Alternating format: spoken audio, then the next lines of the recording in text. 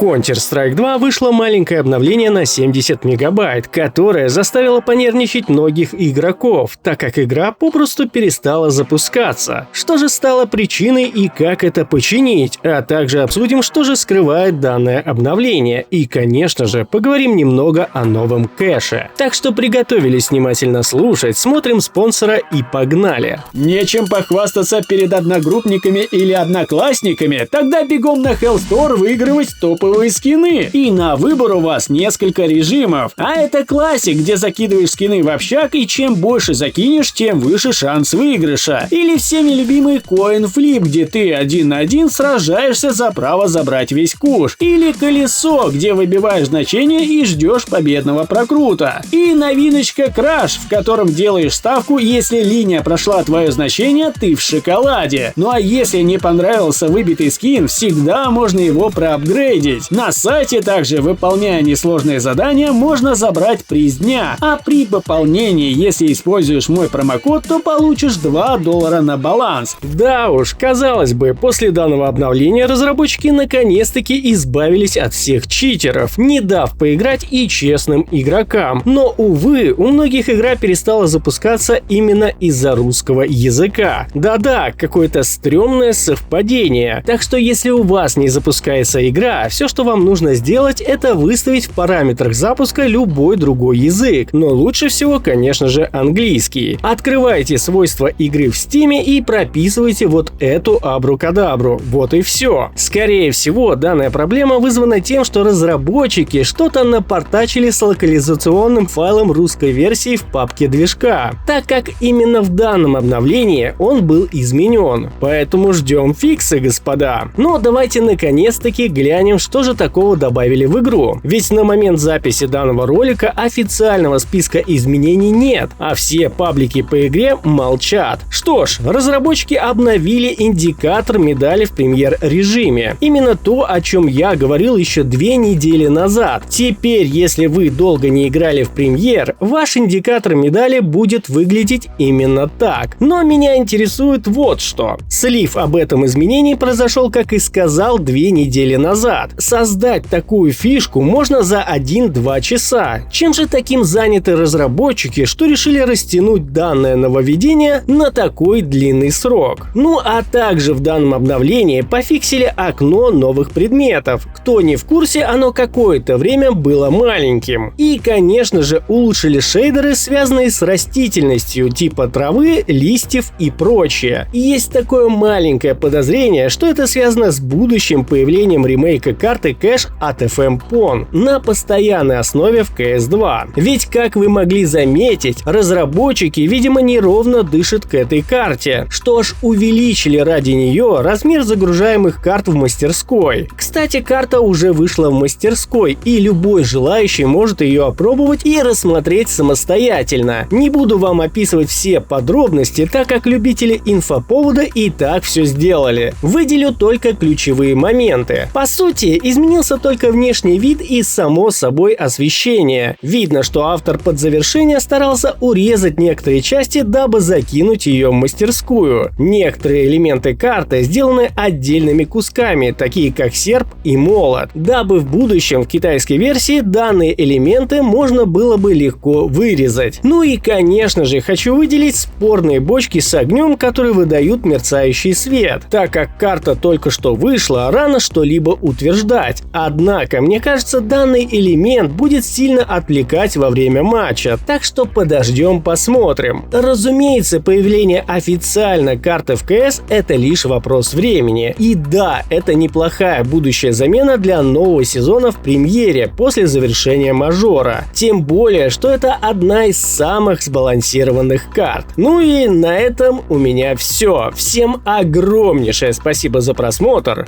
Всем пока и удачи!